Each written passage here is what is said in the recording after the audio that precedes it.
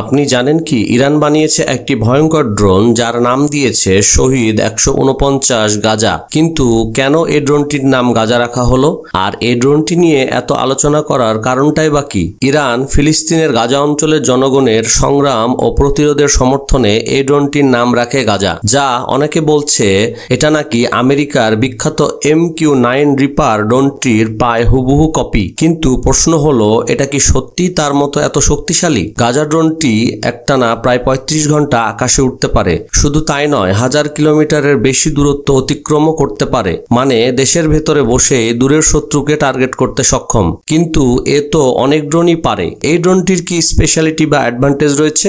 আছে, অবশ্যই আছে। এর সবচেয়ে বড় অ্যাডভান্টেজ হলো এর পেলোড ক্যাপাসিটি। প্রায় 500 কেজি অস্ত্র বা নজরদারি যন্ত্র বহন করতে পারে এই ড্রোনটি। তাই একে একদিকে লং রেঞ্জ স্ট্রাইক ড্রোন, আবার অন্যদিকে সুপার নজরদারি ড্রোনও বলা যায়। তাহলে ইরান এই ড্রোনটির মাধ্যমে তার শত্রুদের জন্য কি কি চমক রেখেছে?